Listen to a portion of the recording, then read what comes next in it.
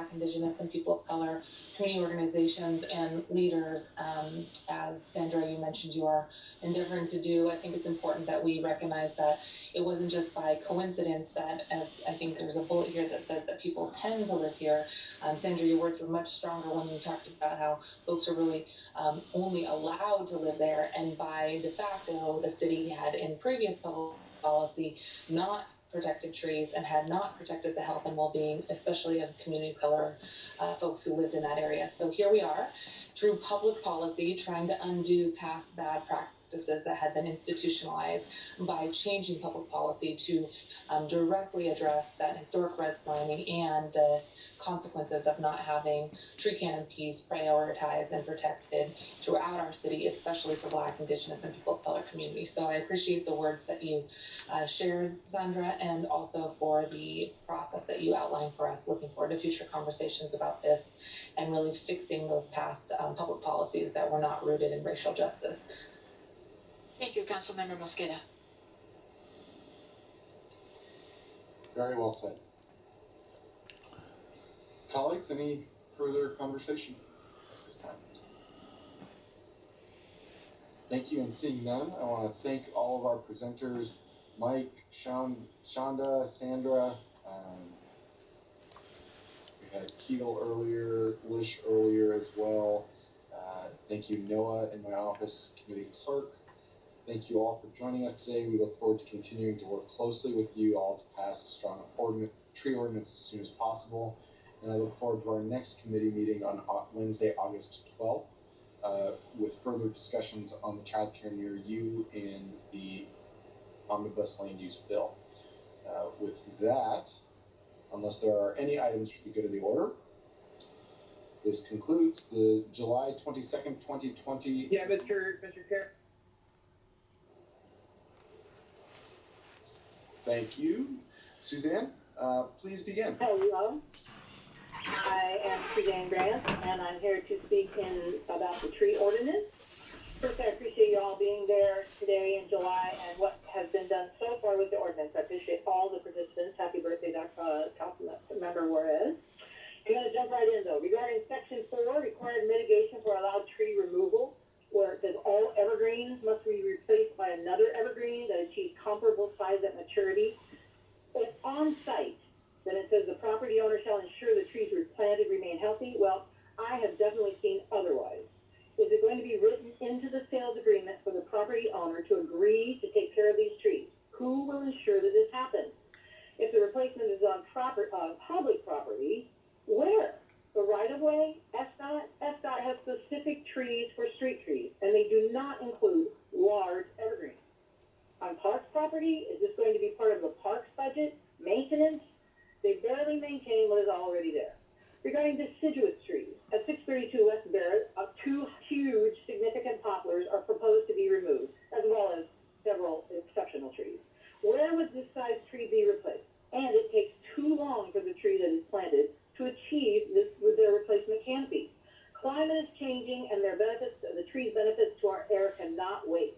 At any rate, the tree ordinance needs to require that the equivalent replacement canopy area and volume be reached in 25 years. Very important, area and volume. There need to be strong protections for existing mature trees, not just requirements for tree replacement. Our problem with retaining a 90-year-old exceptional tulip tree was that the developer could not achieve his development potential. So SBCI let him cut it down. I don't see any changes to the code that is currently allowing tree removal when the developer cannot get what he wants. There are buildings in the sky where the tree once was. Developers are making money, and there is no room for trees. Real tree protection needs to be written in actual code and enforced. Thank you. Thank you, Suzanne. Up next is Steve, followed by Juanita, and then Woody Wheeler. Steve, please go ahead. Thank you. Okay, my name is Steve Zemke. I'm speaking today as chair of Tree Pack.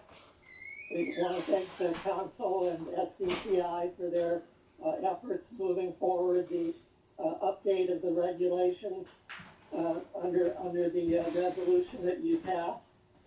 Want to note that the resolution states that at the end of the process, that legislation would be submitted to the council, and want to speak to that particularly because of the regulations that are being updated to date. Problem is that the question of having a diversity of both tree species and ages.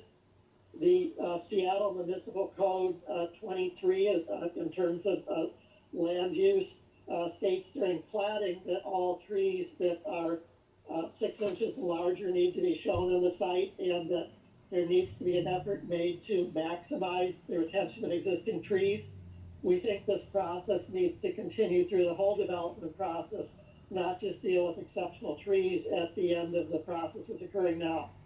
The second issue I want to reference to the council is Urban Forestry Commission letter July 1st to Nathan Torgelson, where we raised the question that it appears the administration and enforcement of the tree ordinance and other provisions in SDCI, that there's no clear department section or division that's responsible for the overall tree protection.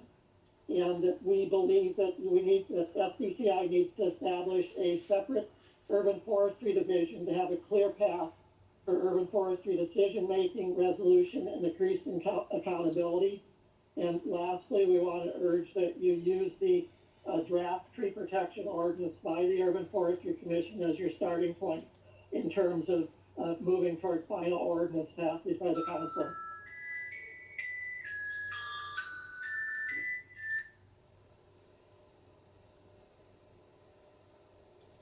Thank you, Steve. Up next, we have Juanita Salinas Aguila, followed by Woody Wheeler, and then Andrew Kitty. Apologies. Good morning, everyone, and thanks. Hello, good morning, everyone. Thank you. My name is Juanita Salinas Aguila, and I'm with Enterprise Community Partners. I'm here today in support of the Child Care Near You proposal because we believe that the changes outlined in this proposal will reap many benefits for our early learning community. Enterprise Community Partners is a proven and powerful nonprofit that improves communities and people's lives by creating well-designed, affordable homes.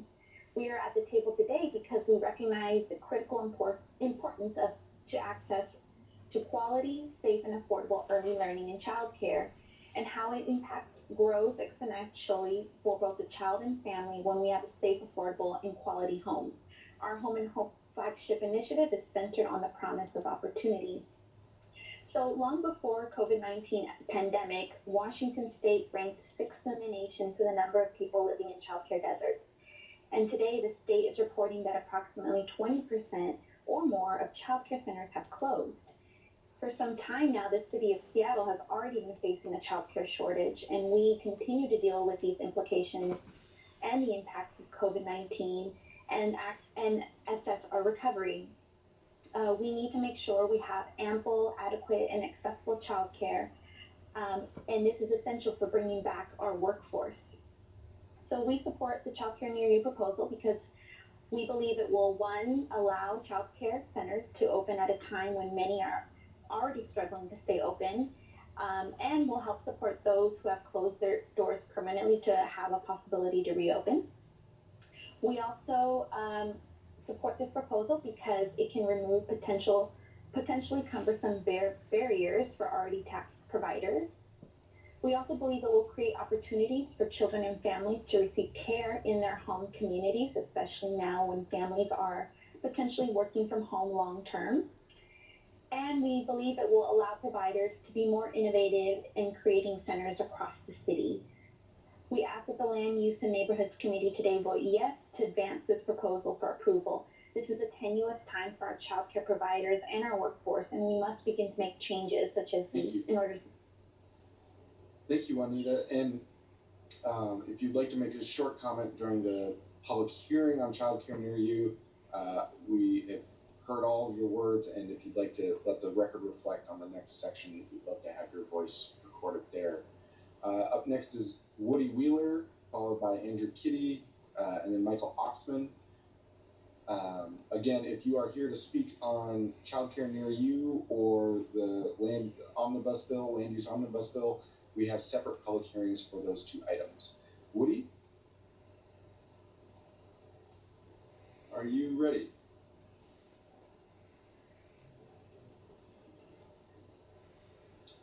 Woody Wheeler. Hello, this is Woody Wheeler. Good morning. Hi. Good morning. So I'm speaking on the tree ordinance. Thank you for listening.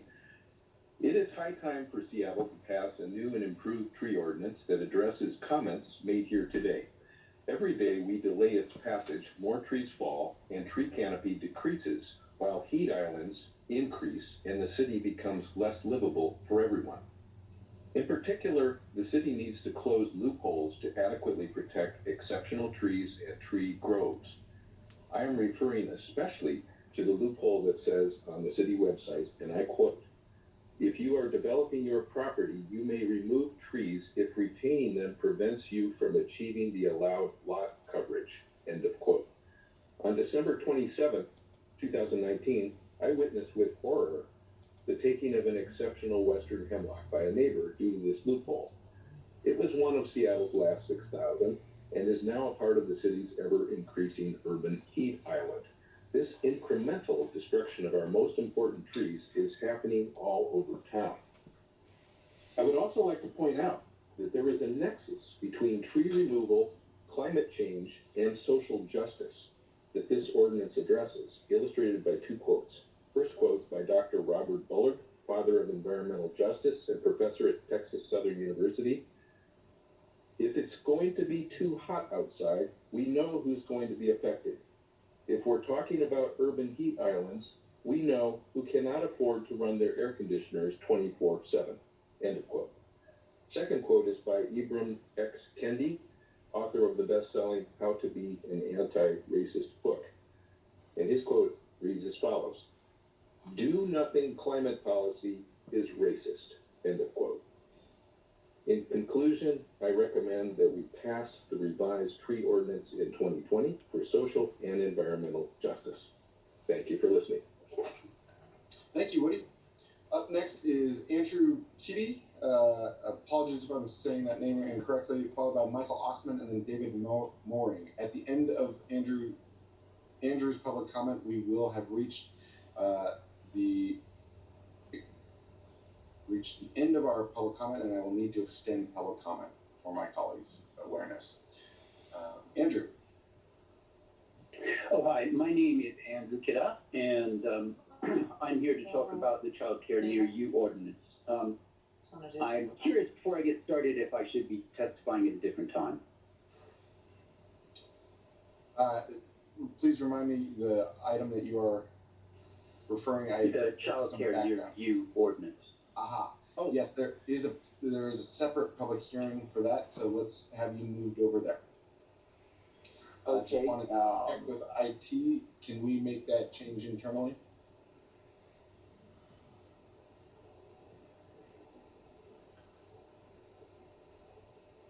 Yes, council member, we will move that register to the next public hearing. Great. Michael Oxman. Thank you, Andrew. And Michael Oxman, you are up. Hi friends on the Land Use and Neighborhoods Committee of the Seattle City Council. I'm talking today about the Exceptional Tree Director's Rule 13-2020.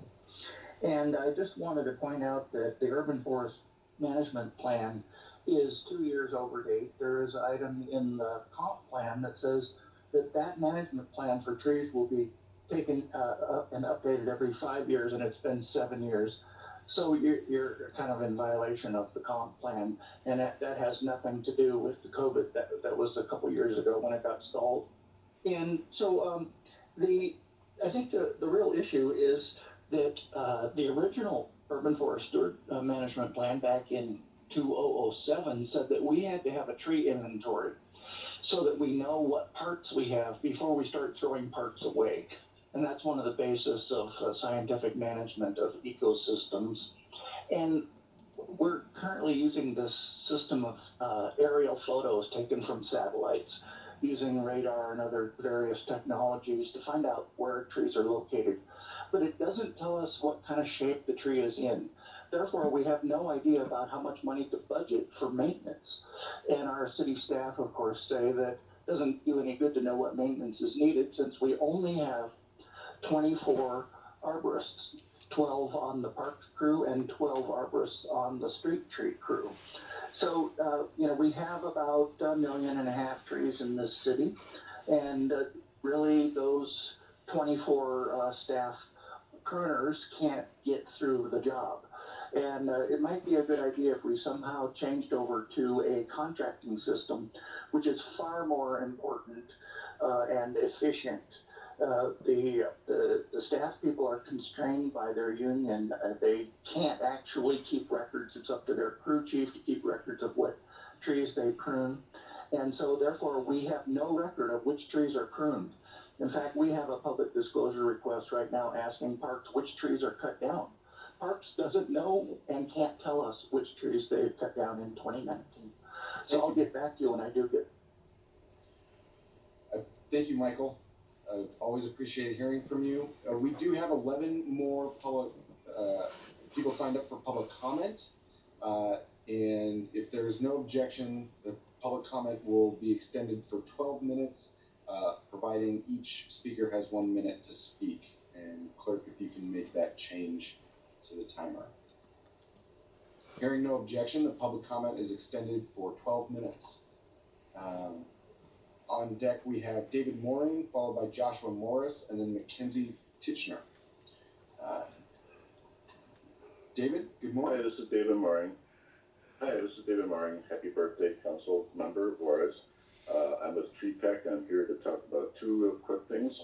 One is the omnibus for the, and the other one, the second one is for the tree protection records rule. On the omnibus, I want to point out to the people on the committee on page 4, line 18, it looks like we're not going to be able to sell our backyard cottages to private owners. It says the unit lot may be developed with a use accessory to the principal use established on a parent lot. So I guess there goes single family zoning with this particular clause. Secondly, for tree protection, again, thank you for this revisions to the director's rules. I think they're great. However, the problem is the tree removal code of SMC 23 or 2511, SMC 2511, I'm sorry. And in there basically allows, as Suzanne Grant mentioned before, regardless of the exceptional tree rules, they're allowed to take the exceptional trees out. And Faith Ramos had reported less than 3% of all exceptional trees were saved during development. This is back in 2017. And we can do both, development with density and exceptional. And please, if you feel free to send us any further comments in writing for the record to reflect. Up next, we have Joshua Morris, followed by Mackenzie Titchener, Colleen McClear. Apologies, Colleen. I know we know each other. I do see John Barber is not present. John, if you are listening, please call in. Joshua Morris, good morning. Good morning, this is Joshua Morris, speaking as Urban Conservation Manager at Seattle Audubon. Urban forest protection is a priority issue for Seattle Audubon. We advocate and organize for cities where people and birds thrive, and neither can thrive without a healthy, protected, and equitably distributed urban forest. I'd like to thank the Council for the work we've done to consider strategies to protect trees and improve Seattle tree canopy cover, as outlined in Resolution 31902. I'd also like to thank Shonda Emery, Sandra Pinto Debater, Art Peterson, Mike Sadowski, and others at SBCI and OSU for the work they've done on the draft update to the directors we want to exceptional trees. I particularly appreciate the inclusion of small group deliberative sessions with Urban Forestry Commission throughout the process. However, a director's rule based on our current code is not sufficient. We need more oversight and accountability for tree protection through the Urban Forestry Division at SBCI, and we still need an updated tree protection ordinance. Section 2H of Council Resolution 31902 asks that legislation for tree protection be submitted for consideration by the Council in 2020. Please don't let this ball drop. The Urban Forestry Commission submitted a draft ordinance that reflects former council member. And the resolution you were just referencing was one that I took part in helping to create, and I appreciate hearing from you, Joshua. Please do send any further comments for the record. Mackenzie, then Colleen. John is still not present, followed by Patrick Taylor. Good morning, Mackenzie. Hi. I think I need to be in the public hearing for the Child Care Near You initiative. Great, thank you, Mackenzie. We'll make that change. Up next, we have Colleen. John Barber still not present, followed by Patrick Taylor and Richard Ellison. Colleen. Councilmember Strauss, I've got two hats on today, so if I can reserve 1 minute for the child care near you and just do 1 minute on trees, that would be great. It's a little confusing to sign in, so is that okay? Okay, we are, sure, go for it. Okay, so on trees, thank you for this hearing, and the tree ordinance sounds like a great work in progress. I like the idea of the tree permitting software, and that could be a great tool for accessing the trees. It should be made available to the public, so if they have questions about tree removals, they can check with the website. They are the eyes on the trees for us as far as removal. That brings me to my second point, is Seattle does need a hotline for tree removal violations.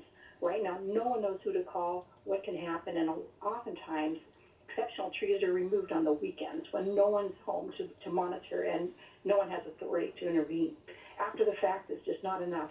And lastly, our Portland expert that came with the meeting that you were there at in November indicated that the fee in lieu, it really does not preserve the tree canopy. And if used as a last resort, those trees should be replaced as much as possible on site. They perform certain functions for urban bird habitat. And we look forward to hearing from you again in just a minute. Feel free to send any further comments by email. If we don't have John Barber, then we have Patrick Taylor, Richard Ellison, and then Matt Hutchins. Not seeing John. Patrick, good morning.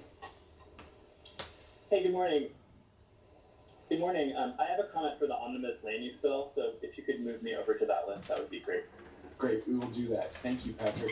Up next, we have Richard Ellison, followed by Matt Hutchins. Aruna Babsar, I'm seeing is not present.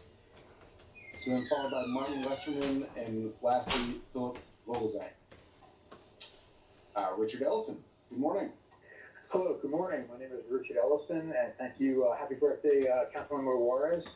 I'm here to support the council for 31902, but there obviously need to be improvements made in this bill, and we need to go forward on a new updated tree protection ordinance.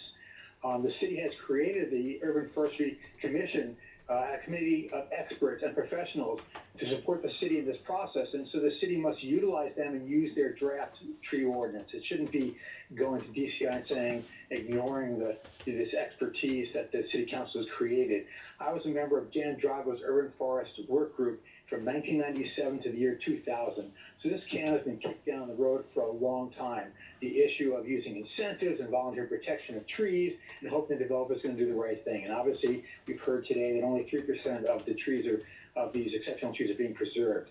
The way to do it in a way is that you have to stop the building of bad design. It's going to remove a heritage tree, an exceptional tree that should not be allowed. The change needs to be built up, not out. And please feel free to email any additional comments, and we appreciate hearing from you. We have Matt Hutchins. Aruna, still don't see that you're present, followed by Martin Westerman and Phil Vogelzang. Matt Hutchins, good morning. Hi, good morning. I attempted to sign up for both the tree ordinance and also the child care near you. Let's see, with regard to the child care near you, I fully support that. Matt, do you have any, this is just for pre-ordinance right now, and then we'll come back to child care. just a, yeah. Okay, so, all right, great. The place for expanding and offsetting our urban tree canopy is in the right-of-way. Rather than making this about trees versus development, we absolutely need more housing. And so I would encourage the council to entertain how to make street trees mandatory as part of a kind of a restorative project throughout our city. It's great for the quality, it's great for the environment, and it doesn't pit housing against trees. That's it for me. Thank you, Matt. Aruna, if you are present. Aruna, not seeing you present. We have Martin Westerman, and lastly, Philip Vogelzang. Martin, good morning. Thank you, Councilmember Strauss, and happy birthday, Councilmember Juarez. I'm a co-director of the Seattle Green Spaces Coalition. I come to say that we support the work of SDIC and OSD to continue progressing on updating the urban forest management plan improving urban forestry BIPOC partnerships, and tree protection resolution 31902. We also urge the City Council and Mayor to craft an updated tree protection ordinance based on guidelines provided by the Urban Forestry Commission. Finally, Seattle's urban forests and its green and water spaces provide more than $3 billion a year worth of benefits and savings to our city every year. City Council appropriated $35,000 in the fiscal year 2020 budget to fund a consultant who would work with city departments to help them integrate natural capital value into their accounting, cost-benefit analyses, policy-making, and operations. Valuing natural capital is an important way to protect trees. We urge the council to make sure that $35,000 is spent this year for its intended purpose to account for the huge value of our urban forests, green and water spaces. Thank you.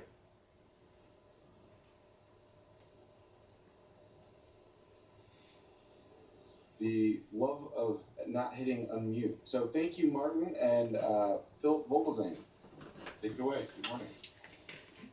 Good morning. My name is Phil Vogelzang. I'm with Friends of Discovery Park, and I just want to tell you that protecting Seattle trees is a high priority for me and the people that I know and love around Seattle. Seattle is a green gem.